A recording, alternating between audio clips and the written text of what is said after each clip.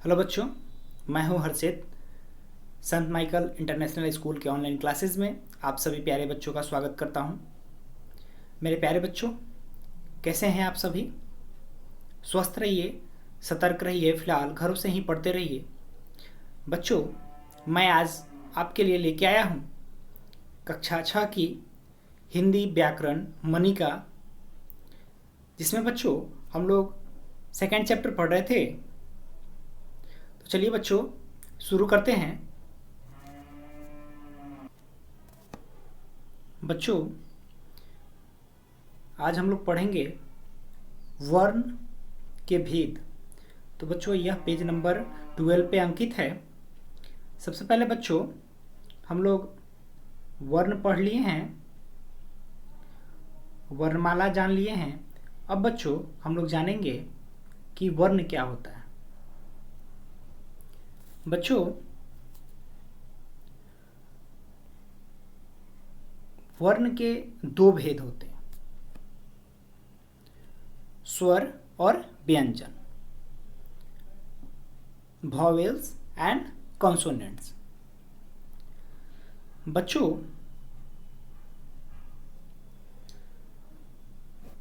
शुरू करने से पहले मैं आपसे एक प्रश्न करता हूं। बच्चों, क्या आप बता सकते हैं कि हिंदी वर्णमाला में कुल कितने वर्ण हैं?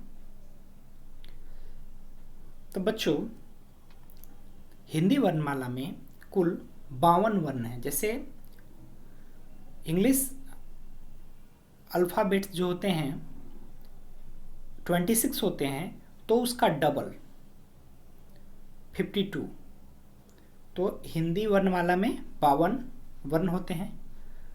तो बच्चों, सबसे पहले हम लोग जानेंगे कि स्वर क्या होता है।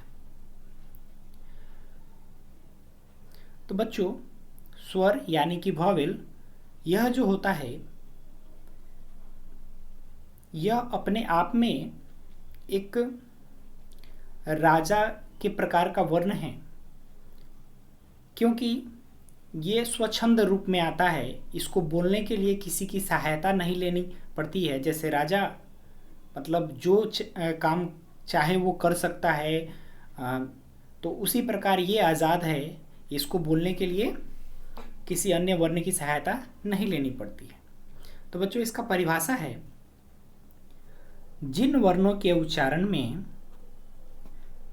किसी भी अन्य वर्ण की सहायता नहीं लेनी पड़ती है, उन्हें स्वर कहते हैं। तो बच्चों, क्या होता है स्वर? तो जिन वर्णों के उच्चारण में किसी भी अन्य वर्ण की सहायता नहीं लेनी पड़ती है, उन्हें स्वर कहते हैं। तो क्लियर हो गया होगा बच्चों। बच्चों, स्वर जो होते हैं वो स्वतंत्र होते हैं और इनका उच्चारण करते समय हवा मुख से बिना किसी रुकावट के निकलती है। क्या होता है बच्चों? ये स्वतंत्र होते हैं, और जब हम इन स्वरों का उच्चारण करते हैं तो हमारे मुख से जो हवा है, मतलब बिना कोई अवरोध पैदा किए वो सीधा बाहर निकल आती है। और ये स्वर जो होते हैं बच्चों, संख्या में 11 होते हैं। तो चलिए बता देते हैं बच्चों कि कौन कौन से होते हैं। तो देख सकते हैं आप, अ, आ, ई, उ, री, ए, ऐ, ओ, औ। तो टोटल बच्चों ये 11 हैं। बच्चों, कभी कभी ई को, इसे हम छोटी ई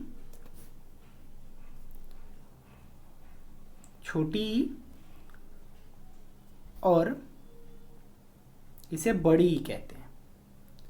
इसे छोटा ऊ और बड़ा ऊ कहते हैं। तो बच्चों, क्लियर हो गया होगा। स्वरों के 3 भेद होते हैं। बच्चों, स्वरों के कितने भेद होते हैं? 3 भेद होते हैं। सबसे पहला होता है ह्स्वर। क्या होता है बच्चों? ह्स्वर जिन स्वरों के उच्चारण में बहुत कम समय लगता है, वे ह्स्वर कहलाते हैं, और ये संख्या में 4 हैं। बच्चों, ये हमारा जो 11 वर्ण हैं, तो इन्हें हम 3 भागों में इनके भेद में बांटे हुए हैं। तो सबसे पहले जो होता है बच्चों, क्या होता है, ह्स्वर होता है। और ह्स्वर वे होते हैं जिनके उच्चारण में कम समय लगता है, वो ह्स्वर कहलाते हैं। तो ये होगा बच्चों अ, छोटी, छोटा ऊ और री। तो ये 4 ह्स्वर है। तो ह्स्वर कौन कौन, अ, छोटी, छोटा ऊ और री। क्योंकि इसको बोल के देखेंगे अ, तो बहुत ही मतलब कम समय लग रहा है और जल्दी उच्चारित हो जा रहा है। उसी प्रकार ई, ऊ, री। तो बच्चों ये ह्स्वर है। अब नेक्स्ट हम लोग पढ़ेंगे दीर्घ स्वर।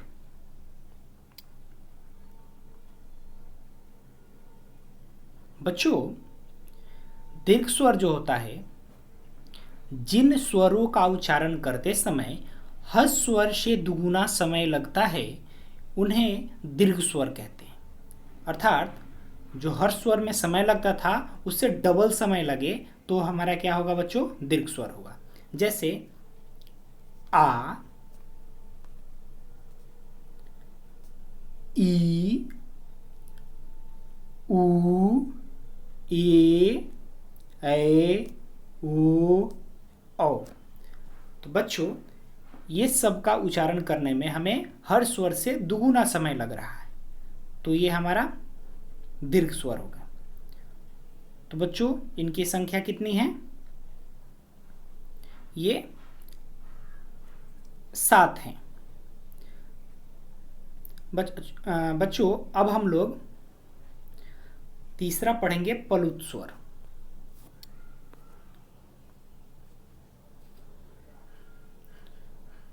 बच्चों प्लुत स्वर जिन स्वरों का उच्चारण करते समय ह्स्वरों के उच्चारण की अपेक्षा 3 गुना समय अधिक लगता है, उन्हें प्लुत स्वर कहते हैं। तो हर्ष स्वर दीर्घ स्वर में 2 गुना और प्लुत स्वर में 3 गुना समय लगता है। क्लियर हुआ बच्चों? तो प्लुत स्वर किसे कहेंगे, तो हर्ष स्वर की अपेक्षा उनके उच्चारण में 3 गुना समय लगे। इसके लिए 3 अंक लगाया जाता है। जैसे ओम, क्या बच्चों, ओम, तो इसको बोलने में 3 गुना समय लगेगा। बच्चों हिंदी भाषा में प्लुत स्वर का प्रयोग नहीं के बराबर होता है, अतः स्वर के सामान्यतः 2 ही भेद माने जाते हैं। तो प्लुत स्वर जो होते हैं बच्चों, हिंदी भाषा में इसका उच्चारण बहुत कम ही होता है और सामान्य तौर पर स्वर के 2 ही भेद होते हैं। तो क्लियर हो गया होगा बच्चों। अब पहला अभी जो बताया 2 भेद, तो कौन कौन, ह्स्व स्वर और दीर्घ स्वर। बच्चों स्वरों का प्रयोग जो होता है 2 प्रकार से किया जाता है। बच्चों स्वरों का प्रयोग कितने प्रकार से किया जाता है, तो 2 प्रकार से किया जाता है।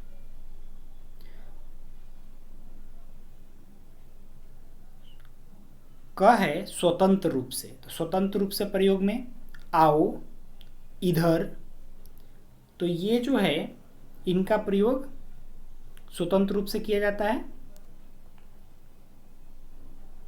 बच्चों अब हम चलते हैं नेक्स्ट पेज पे, पेज नंबर 13 पे।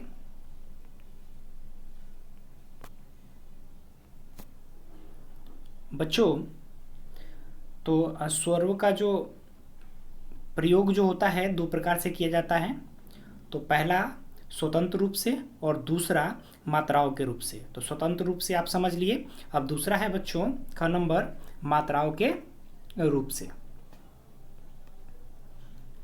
बच्चों जब स्वरों का प्रयोग व्यंजनों के साथ मिलाकर किया जाता है तो वे अपने मूल रूप में प्रयोग नहीं किए जाते, बल्कि उनके चिन्ह उनके साथ जुड़ते हैं।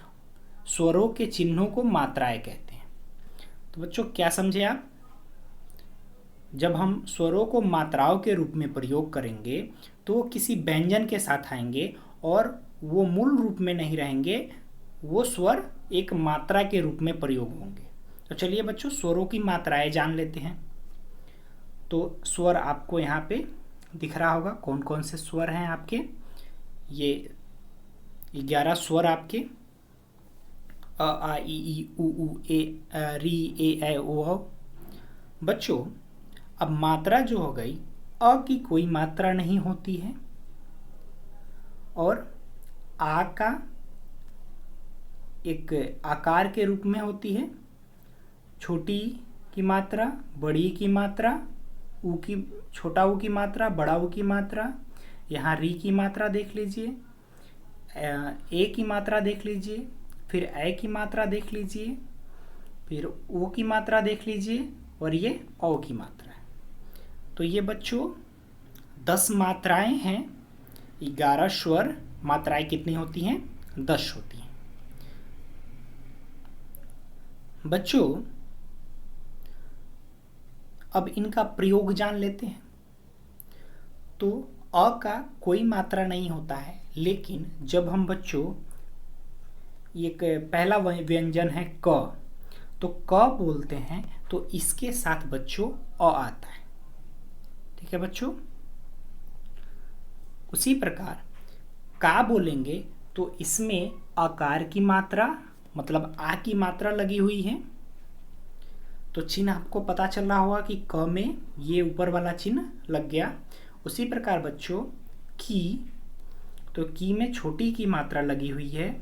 उसी प्रकार की में बड़ी की मात्रा, फिर कु छोटा कु की मात्रा, उसी प्रकार बड़ा ऊ की मात्रा, क्री, तो इसमें बच्चों री की मात्रा, ए तो हो गया के बच्चों, के इसमें लग गई ऐ की मात्रा, ओ तो हो गया बच्चों यहाँ को, और औ की मात्रा लगाएंगे तो हो जाएगा कौ। तो बच्चों क्लियर हो गया होगा स्वर, मात्रा और उसका प्रयोग।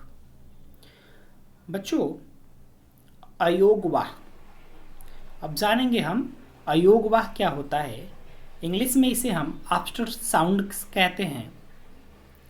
तो बच्चों हम जो अ आ लिखते हैं उसमें अंग और अह को अयोगवाह कहते हैं, और इसे अयोगवाह इसलिए कहते हैं क्योंकि ये तो न स्वर माने जाते हैं और न ही व्यंजन माने जाते, तो इसलिए ये अयोगवाह की श्रेणी में आ जाते हैं।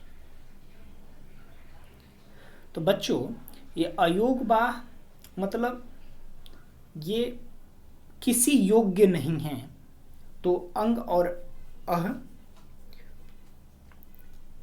क्लियर हो गया होगा बच्चों अयोगवाह। अब बच्चों अयोगवाह का प्रयोग निम्नलिखित रूपों में किया जाता है। तो आपके स्क्रीन पे दिख रहा होगा बच्चों। सबसे पहले इसका प्रयोग हम अनुस्वार के रूप में करते हैं, जिसको नेशनल कहते हैं इंग्लिश में, और इसका चिन्ह एक बिंदी के आकार का होता है। इसका प्रयोग अपने से पूर्व वर्ण के ऊपर बिंदु के रूप में किया जाता है, जैसे कंठ। तो बच्चों यहाँ पे कंठ में क के ऊपर जो बिंदी लगा है तो यही आपका अनुस्वार हो गया। कंचन, तो कंचन में क के ऊपर जो बिंदी लगा हुआ है ये आपका अनुस्वार है। जंगल में ज के ऊपर जो अनुस्वार लगा हुआ है, बिंदी लगा हुआ है, वो वही आपका अनुस्वार है। दूसरा है बच्चों अनुनासिक।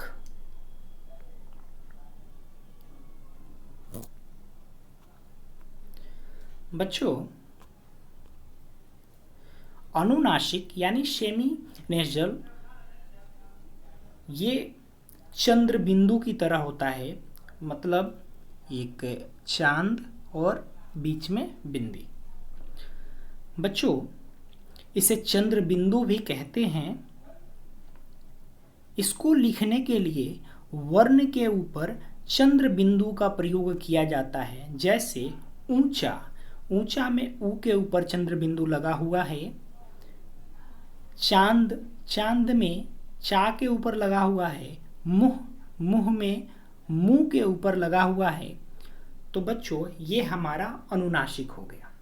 अब बच्चों हम तीसरा जानेंगे विसर्ग। विसर्ग कॉलन। तो इसे बच्चों 2 डॉट से सूचित करते हैं। इसका प्रयोग व्यंजन के बाद किया जाता है। इसका उच्चारण ह के समान होता है, जैसे अतः, दुख, नमः इत्यादि। बच्चों अब यहाँ देखेंगे कि अतः तो अ और त लिखा हुआ है और अंत में 2 विसर्ग लगा हुआ है और हम इसे क्या पढ़ रहे हैं? ह पढ़ रहे हैं। इसे पढ़ेंगे हम अतः। तो ये जो विसर्ग है इसका उच्चारण हम ह के रूप में करते हैं। उसी प्रकार बच्चों दुख है तो हम यहाँ दुख, हमें यहाँ ह का उच्चारण होगा। नमः तो यहाँ भी म के बाद में ह का उच्चारण होगा। तो बच्चों यहाँ आपको स्वर क्लियर हो गया होगा। आज का होमवर्क है बच्चों, आपको स्वर सबसे पहले आपको फेयर कॉपी में लिखने हैं, स्वर लिखने हैं। उसके नीचे आपको स्वर की परिभाषा लिखनी है, स्वर के भेद लिखने हैं। उसके बाद में बच्चों अयोग वा लिखने हैं। तो ये बच्चों आप इतना परिभाषा लिख करके मुझे उसका पिक भेजेंगे और याद करके ऑडियो भेजेंगे। तो बच्चों आज के क्लास में इतना ही। मिलते हैं हमारे नेक्स्ट क्लास में। तब तक के लिए दीजिए मुझे इजाज़त। धन्यवाद।